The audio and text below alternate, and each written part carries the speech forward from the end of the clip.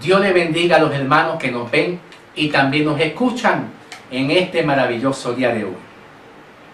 No sé cuántos de ustedes se han sentido en algún momento dado hostigado, amenazado, con una influencia de espíritu de control y de manipulación que hay en las iglesias. En otros tiempos anteriores, yo hice un mensaje acerca de la manipulación y el control que hay en muchas de las iglesias. De muchas personas que se han sentido amenazadas y de poca libertad para poder ellos expresar o alabar a Dios o poder ministrar, porque ellos tienen a su alrededor personas que muchas veces están controlándola y manipulándola y no la dejan en libertad. Lamentablemente, muchas personas se aprovechan de las autoridades y de la posición que Dios le da para tomar control y dominio, porque esto puede ser una influencia diabólica o puede ser también algún tipo de manifestación carnal. En el mensaje que yo di anteriormente, yo les había prometido hablar un poco acerca de las manifestaciones de Jezabel en el libro de Apocalipsis o también en el libro de Primera de Reyes, que también se repite la misma historia de Jezabel. Cuando hablamos de espíritu de control y de manipulación, muchas personas nos señalamos a Jezabel, una falsa profetisa, una falsa mujer que trajo un montón de dolores de cabeza a la iglesia de Tiatira en el libro de Apocalipsis, y que trajo también mucha persecución y dolor y afrentas a los profetas del libro de Primera de Reyes, sobre todo Elías y todos esos profetas que se vieron en riesgo temiéndole a ese espíritu Jezabel. Si nosotros observamos bien, una de las influencias del espíritu de control es que muchas veces subyugamos y controlamos a las personas porque no estamos seguros. La inseguridad hace que los pastores, los profetas, los maestros de estudio de la enseñanza de la palabra y cualquier persona particular que tenga algún ministerio, la inseguridad hace que esas personas o un pastor o quien sea subyugue y controle a las personas. Esto no es bueno y no es saludable espiritualmente, porque la persona que controla y manipula y tiene esa manera de controlar es porque se siente inseguro de sus mensajes, es porque se siente inseguros del mensaje que está proyectando, se siente inseguro de cómo poder ministrar a otras personas, y cuando hay inseguridad empezamos a trabajar con métodos, metodología, y cuando hablamos de metodologías estamos hablando de métodos y formas que nosotros aplicamos de nuestra naturaleza carnal para poderlas aplicar a las personas. Hay personas que controlan por medio de profecía. ¿No te ha pasado eso a ti? Controlan por bendiciones proféticas, controlan por amenazas proféticas, controlan a veces por el miedo. Le dan miedo a las personas para dominarlas y controlarlas. Hay personas que controlan de muchas formas. Y todo esto muchas veces lo hacemos para mantener a las personas a nuestro servicio. Observe bien, en Primera de Pedro, capítulo 5, versículos 2 y 3 dice: apacentad la grey de Dios que está entre vosotros, cuidando de ella, no por fuerzas, sino voluntariamente, no por ganancia deshonesta, no como teniendo señorío a los que están a nuestro cuidado, sino siendo ejemplo de la grey. Fíjense cómo el apóstol Pedro se dirigía a las iglesias y a las autoridades.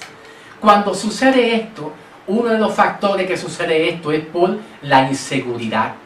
Cuando nosotros predicamos o ministramos, pero no estamos seguros si la persona va a tener efecto sobre la administración que le damos.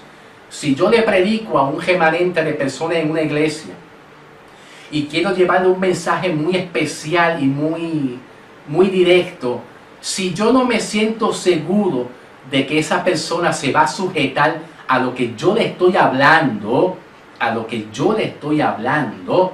lo más seguro es que queremos tratar de tener dominio y enseñoreando de esa persona, y lo más seguro es que queremos tratar de usar algún tipo de metodología.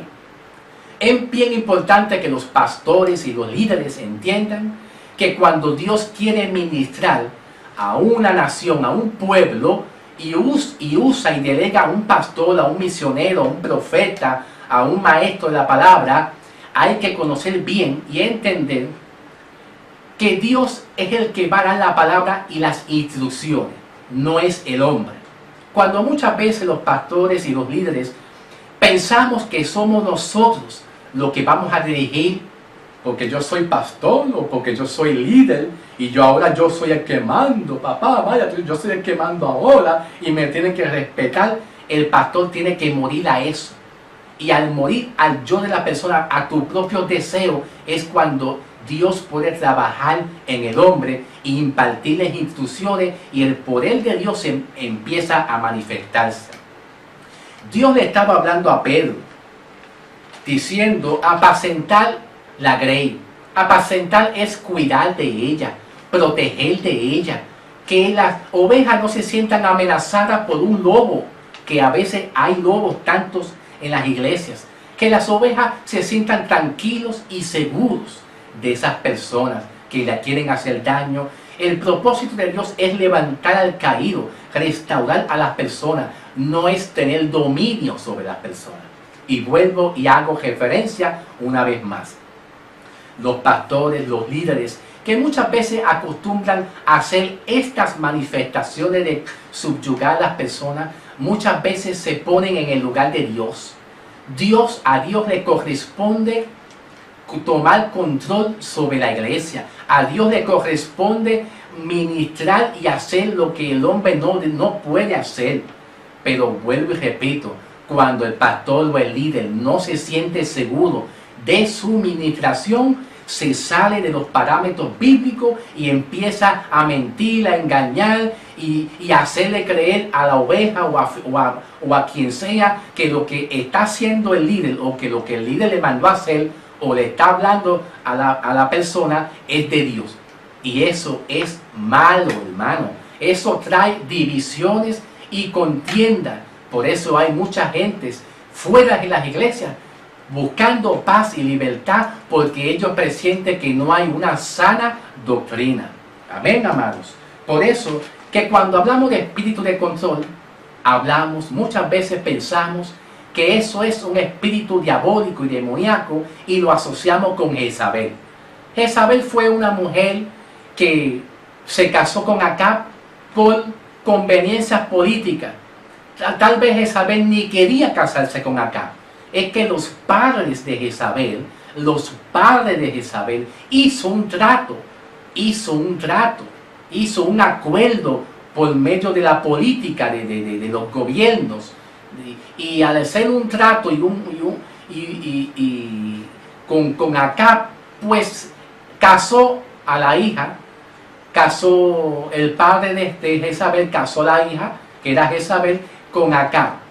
Y muchas veces hay que tener cuidado, porque el espíritu de control y de manipulación muchas veces vienen de familias y matrimonios disfuncionales.